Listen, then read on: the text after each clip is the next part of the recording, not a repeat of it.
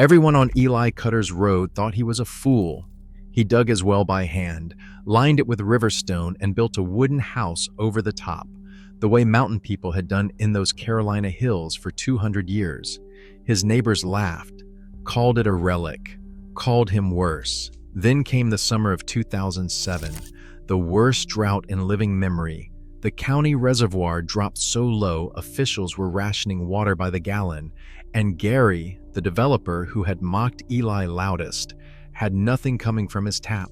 Eli walked to his spring house, lifted the lid, and dipped a bucket into water that was cold, full, and untouched by the crisis.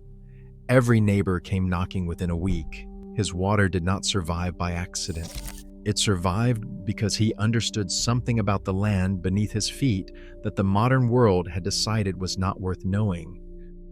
Picture the ridge, eastern Tennessee, the kind of country where the hills fold over one another like a quilt, and the air smells like pine resin and creek mud in the morning. Eli Cutter was 63 years old that summer, a retired timberman with hands like old bark and a mind that cataloged the land the way other men catalog facts. He wasn't educated in the formal sense. He didn't have a geology degree hanging on his wall. What he had was 40 years of watching how water moved on that particular hillside, and the knowledge his grandfather had handed him on a cold morning decades before, pointing to a seam of limestone where the hillside seemed just slightly greener, just slightly damper than everything around it. The old man had said that water comes out of the rock here, has for 100 years, and will for 100 more.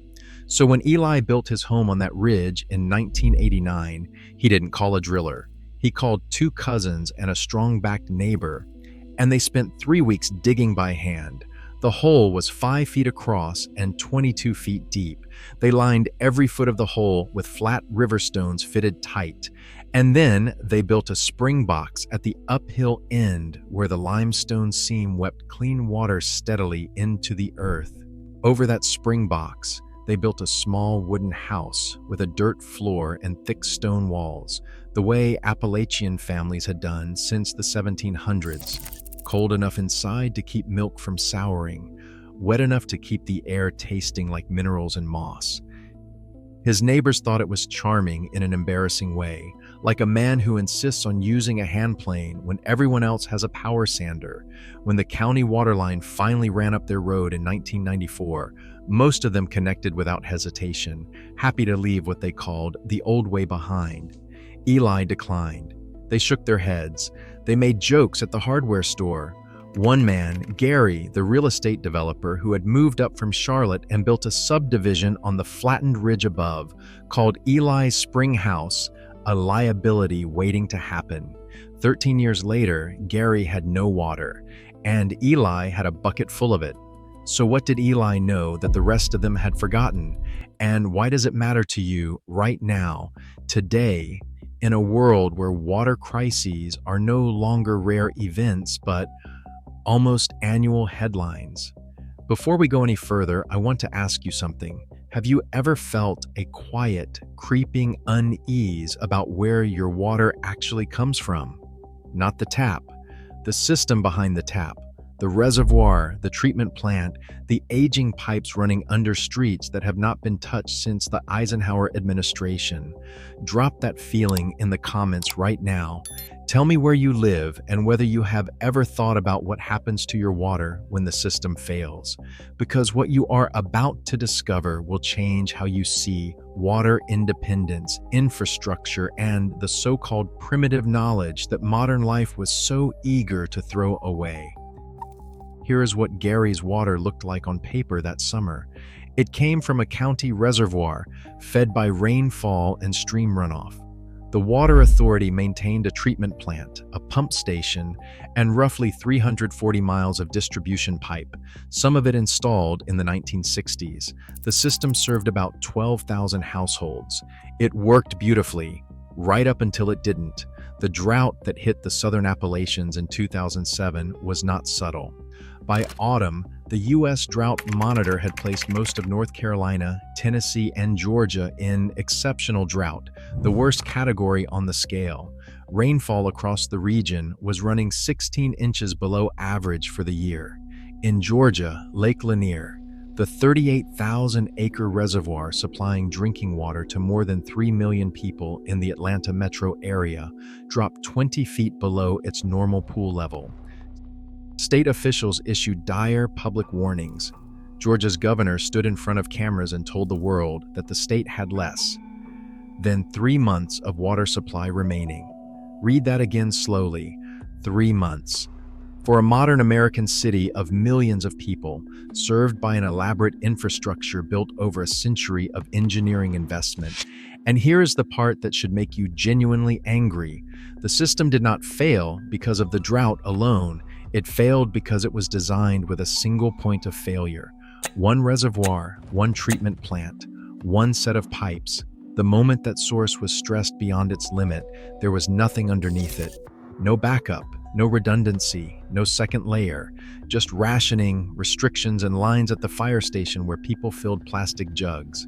Now contrast that with Eli's spring house. No pump, no electricity, no chemicals, no pipes, no authority to call when it failed.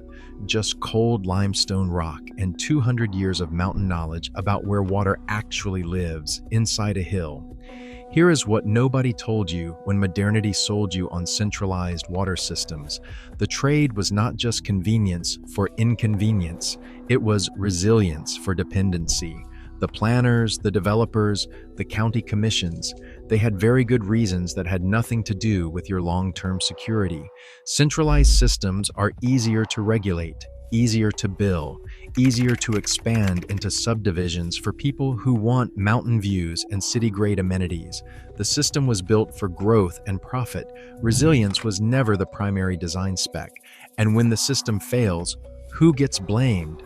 The drought, climate change. Never the architectural decision to remove water independence from millions of households and replace it with a pipe running back to a single vulnerable point. You did not fail to prepare. Nobody prepared you. The system was designed to make Eli look foolish. It turns out the system was the foolish one. Let's talk about why Eli's water was there when Gary's was not. This was not luck. This was not mysticism. This was geology and engineering, and a knowledge system that Appalachian mountain people spent 2 centuries refining, right up until the moment the modern world decided it was not worth keeping. Picture a standard modern drilled well, 6 inches in diameter, drilled 300 feet straight down into bedrock. That 6-inch column holds per foot of standing water less than 1.5 gallons. If the water table drops below the pump intake, you get nothing. Zero. The well runs dry the moment supply falls below demand. Now picture Eli's hand-dug well, 5 feet across and 22 feet deep. That same foot of standing water holds roughly 35 gallons. Think of it this way. The drilled well is a drinking straw pushed into the ground. Eli's well is a bathtub.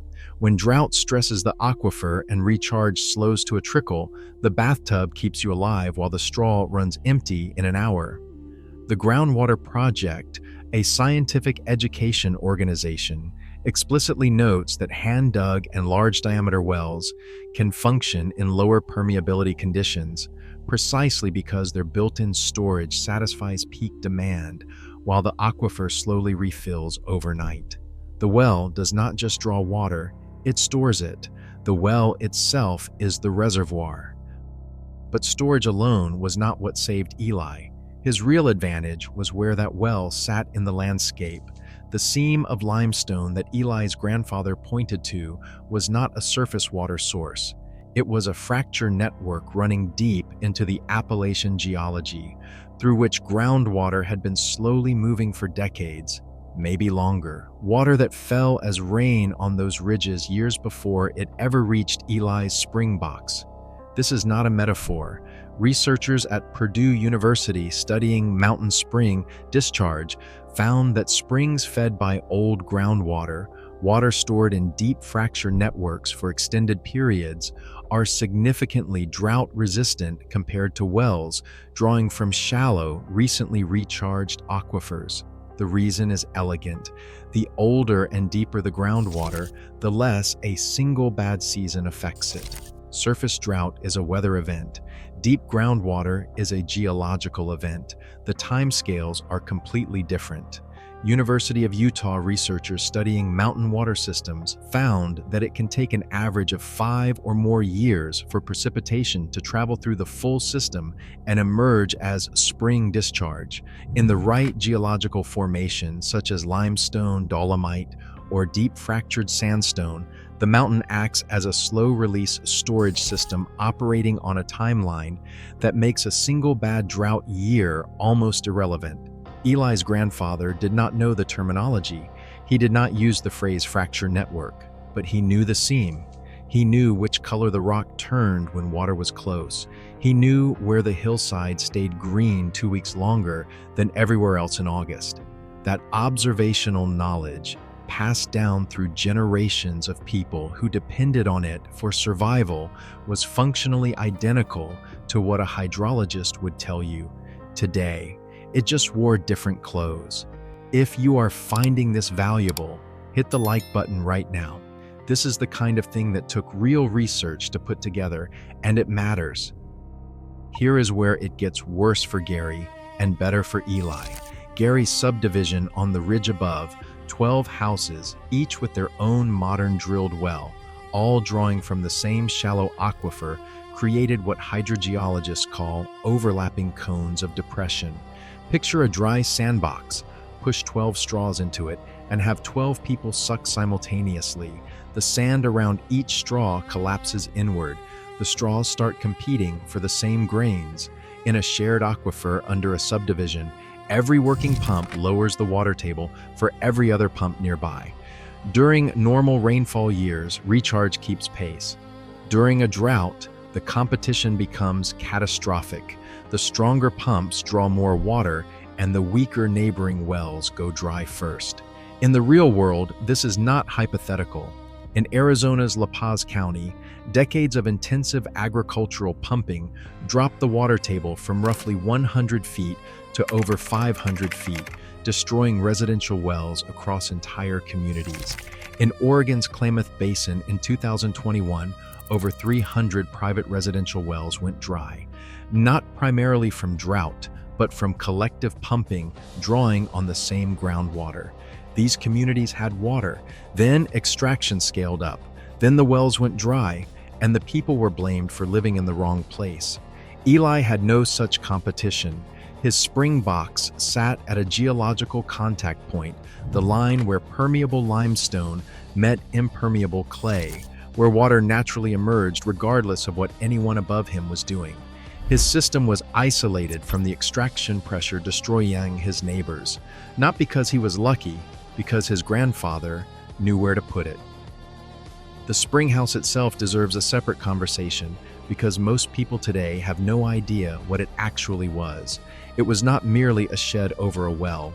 It was a complete integrated environmental management system built from 200 years of trial and error. The thick stone walls maintained a constant interior temperature, typically between 45 and 55 degrees Fahrenheit year-round. That cold air preserved food without refrigeration. Mountain families kept crocks of milk, buttermilk, butter, and cured meats inside spring houses for exactly this reason. The spring box captured the flow, allowed sediment to settle, and delivered water by gravity to the house without a pump. No moving parts, no electricity, no pressure tank to fail. The Appalachian Memory Keepers Project, which documents traditional mountain lifeways, records that spring houses were among the most precisely engineered structures on any homestead, sited with care, built with exacting attention to water flow, and maintained as primary family infrastructure for generations. The Foxfire book series, begun in 1966, when Georgia teacher Elliot Wigginton had his students document traditional Appalachian skills before they were lost, cataloged spring house construction in detail. Those books became surprise bestsellers, not because people found them quaint, but because people recognized that what was being documented was genuine engineering competence dressed in humble materials. The knowledge was real. The mockery was always the thing that was hollow. So if Eli's system worked so well, why did everyone abandon it? The answer follows the same pattern every time in American history, and once you see it, you cannot unsee it. Speed first. A county water system can connect 100 new houses in a week. Digging individual wells, siting spring boxes, reading the land property by property. That takes time, skill, and attention that industrial scale development cannot afford.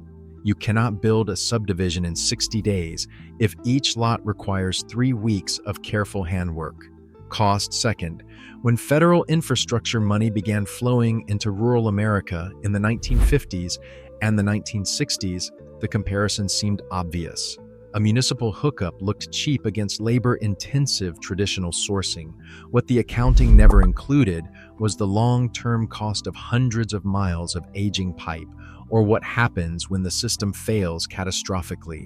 In Jackson, Mississippi, that bill finally came due in 2022, when the water treatment plant failed and left 150,000 residents without safe water for weeks. The city estimated it needed $2 billion just to modernize the system.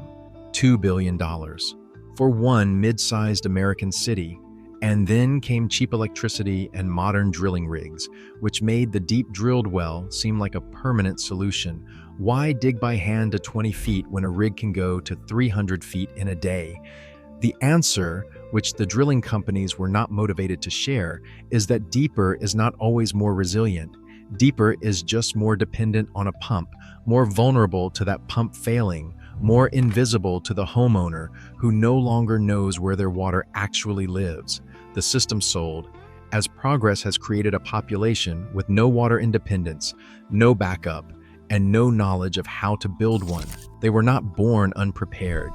They were made unprepared, one county hookup at a time. Now, what do you actually do with this? If you are on a property with any kind of slope or hillside, the first option is to have a groundwater professional assess whether a spring source exists on your land. In limestone and dolomite country across the Appalachians, the Ozarks, and much of the rural South and Midwest, natural spring emergence is far more common than most people realize. The signs are the same ones Eli's grandfather taught him: ground that stays greener longer into dry spells, water-loving plants such as cress, jewelweed, marsh marigold growing where the geology changes, a subtle seep on a hillside no one has thought to develop. A hydrologist can confirm it in an afternoon. A spring box and a gravity-fed line to your house can be built over a weekend for a few $100s in materials. No pump, no electricity, no moving parts to fail. If you already have a drilled well and want to understand its actual drought vulnerability, here is the second option. Call your well driller and ask for the original well log. Every drilled well in most states is required to have one on file. The log tells you the static water level, the yield in gallons per minute, and the geological layers the drill passed through. If your static water level is less than 50 feet and your yield is under 2 gallons per minute, you have a well that is vulnerable in a serious drought. That is useful, urgent information. The intermediate step is to install a large storage tank, a cistern, either above ground polyethylene or buried concrete, that your well fills during wet periods and that you draw from during dry ones. Storage is the difference between a well that fails in August and a household that rides out the season. The minimum, the floor, the thing you can do this week is this: go to your county or state records office or their website and pull the well log for your property. Find out how deep your water is. Find out what it is drawn from. And then ask yourself one honest question. If the pump fails or the aquifer drops or the water authority issues restrictions, what is your actual backup? If the answer is nothing, you now know exactly where to start. Eli Cutter was not a primitive man. He was a precision engineer working with materials and knowledge that had been tested against reality for 2 centuries on that specific hillside, in that specific geology, by people who could not afford to be wrong. The knowledge was never lost. It was abandoned, traded away for the convenience of a system that promised to make individual competence unnecessary, and then left an entire generation without either the competence or the system when it mattered most. If this opened something up for you, if it made you look differently at the tap, the pipe, the reservoir, the quiet assumption that someone else is always managing the most fundamental thing your body needs, then subscribe and come along. We are digging up the knowledge that modern life decided was not worth keeping.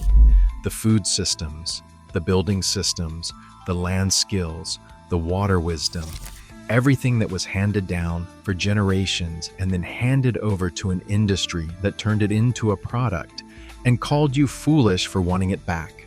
Tell us in the comments, what piece of old knowledge do you want us to investigate next? Because the next one might be even more important than this.